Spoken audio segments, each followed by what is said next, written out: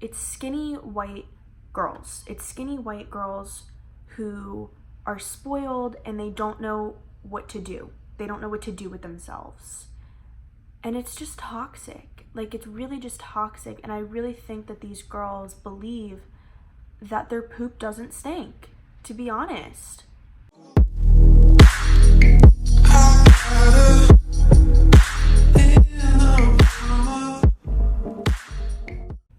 Hello everyone, and welcome back to my channel. It has been a hot minute since I've sat down and talked to you guys in a video, but I decided to do, actually it's not that different. I was gonna say I decided to do something a little bit different, but I say that in every video. I decided to do something that was on my mind today before work, and I was like, let me sit down and talk about this and be real with you guys and just talk about it. So today I'm going to be talking about the toxic culture of Instagram influencers. And you've probably seen many videos on this topic before. So I just want to add my 2 cents to everything, and I hope you guys like it. So firstly, I want to talk to you guys about the effects that influencer culture can have on standard society. So I'm sure that many of you know of the Dote girls and the whole Dote group. Summer McKeen, Hannah Maloche, I don't know how to say her last name. Who else is in that group? Ellie Thuman, all of those. A lizard just flew at my window. I'm confused. Anyways, proceeding with the video, I'm sure that you've seen these girls all over your Instagram, their pictures flooded everywhere, and those are our influencers today, in this day and age. I feel like it's very toxic because they are so young and they're so impressionable, and these companies are molding them into people who they probably weren't even before they started becoming an influencer. We look at Dote, that requires you to have like a certain amount of followers or whatever, and they get to go on a trip. I forget where they went, but they went on some trip together to some island or something like that with a bunch of girls, Dote girls. I don't understand all of it, but these girls are being molded into something that we compare ourselves to, which is so unhealthy and so not normal. Like, the lives that they're living and the things that they're getting to do is just like, I don't know. There's really no other word for it other than weird. Like, just kind of odd. It's not a normal life that they have, I guess, and I feel like they portray it on social media to look a lot different than it really is. And I'm sure that it's not all that in a bag of chips. I'm sure that there's a lot of things that go on behind the scenes, and I think it's covered up by cool Instagram pictures and, you know, your cool VSCO editing skills that you do to make your pictures look really cool and happy and fun. Because I know that it's not all that. We all know that it's not all that. I mean, we can admit that we look at Ellie Thuman's pictures and we're like, okay, she's pretty, that's a cool picture, she's on vacation, but is that really, like, is she really living her best life? Really? I pulled up this website, bbc.co.uk, and I'm reading about, I think it's like an article about how influencer culture is changing us, and I'm gonna read you guys this quote from, well, I guess it's more of like a rhetorical question from this website. And the question is, so is this image-focused influencer culture affecting us for the better or the worse? And I really thought about that, and I thought about the whole image-focused influencer culture, and I'm like, I feel like influencers are mainly, like, their platform is Instagram, which makes sense. Like, half the time influencers are like beauty gurus or just like models or whatever. So I know that Instagram is like their main platform, but everything is so focused on documenting. Like, you can even add influencers on Snapchat, which personally I would never give my Snapchat out, even if it was like, you know, I didn't like post my location or anything on there, but that's like a private thing. And influencers will give out their Snapchat, post on their stories and stuff, like their every waking minute. And I'm just like, I can't really understand who is gonna sit there and just watch those. Like, I've done it before just to be like, oh, like, I'm bored. But, like, I just can't imagine, like, who's like, oh, let me add Ellie Thuman, or let me add Emma Chamberlain on Snapchat and just, like, watch, like, her every move. I just feel like there's more to life. And we're so, like, engulfed in this culture. It's not even a culture. It's a toxic, I don't know. These girls on Instagram who are getting, like, sponsorships and having like affiliate links and everything, where people, you know, use my code for 10% off at checkout, which is great. And if I had the opportunity to do that, I totally would. But I feel like it takes the fun out of things, because then you have people being like, oh, well, you're just, you know, doing this because you want money. And it's not even like fun, and it's forced. And it probably does get to that point. I mean, I can imagine how it would be exhausting to wake up every morning and have to plan out what you're posting on Instagram for the next week or whatever. It's just like, it's forced. It feels forced, and it's not a normal or healthy way of life to live. Some of these girls are also really mean. You've probably heard of the whole Summer McKeen thing, where she made fun of I guess it was a fan who made like an edit or whatever, and Summer made fun of her. And I can't even imagine like not understanding the fact that if you're on camera and you're making fun of someone, or you're saying something that is rude, that's never going to go away. What you put on the internet is never going to go away. And it sucks for her, because now people see her in a different light, who she really is. But I just think that people aren't super careful about what they say, and it can come back to bite them in the butt later on. Another thing that I want to talk about are body standards with influencers. I cannot stress to you how many images I've come across on Instagram that are clearly photoshopped. Just like swipe and swipe and swipe, and just all these girls with their butts photoshopped, their thighs photoshopped, their stomachs. And I'm like, what is up with you girls trying to make your stomach look like it is this wide? Like, what is up with this whole thing? Like, that is not achievable. That does not look normal. It doesn't look healthy. And it clearly looks like you edited it. And I don't know why people think that they can just get away with doing that and having that be normal, because why are you faking it? I understand the term fake it till you make it, but you want people to look up to you.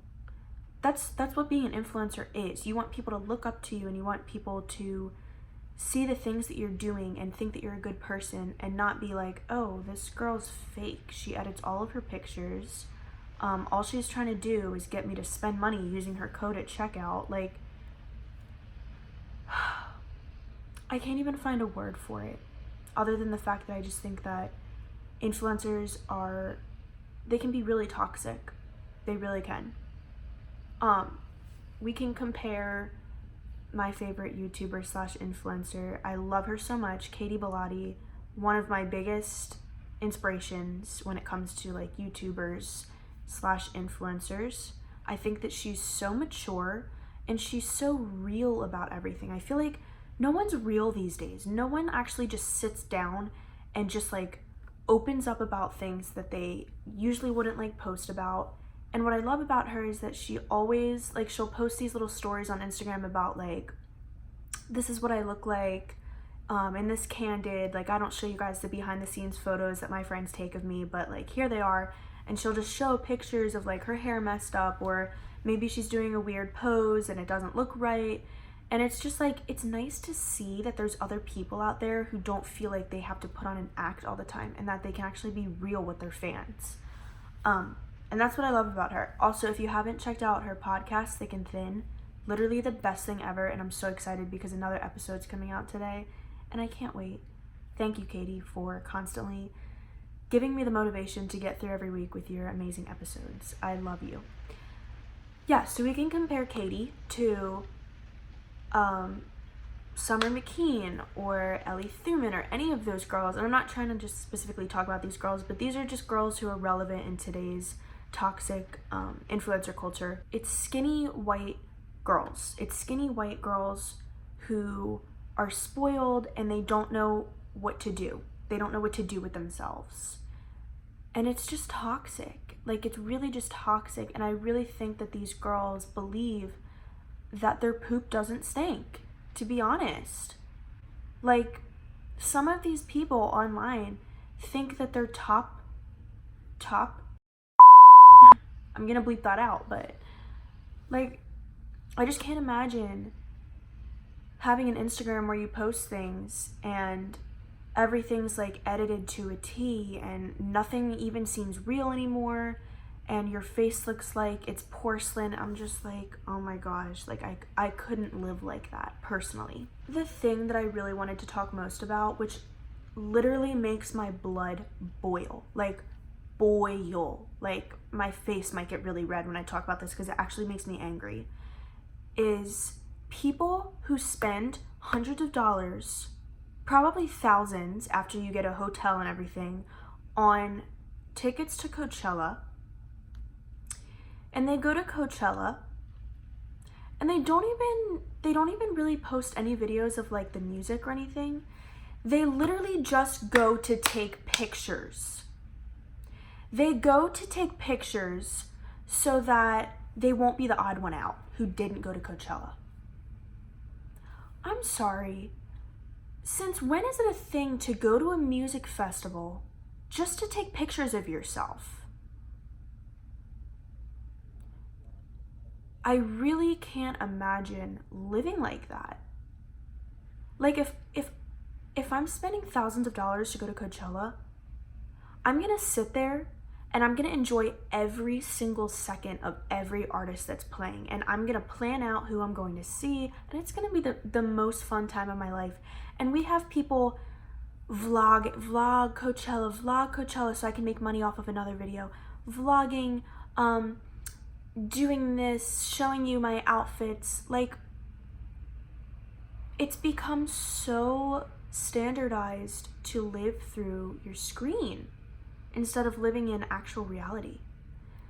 I can't even imagine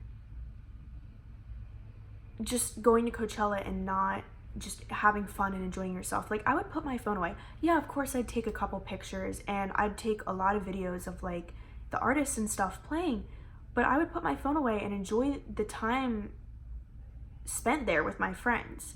I mean, you see during Coachella season, like the 3-day, I think it's Friday, Saturday, Sunday, and they have like their 3 outfits each day, and you're just like waiting. You're waiting. Day two, Coachella. It's so standardized and it's so basic these days. Like, it's just so basic. And I honestly would love to be an influencer. I mean, wouldn't we all?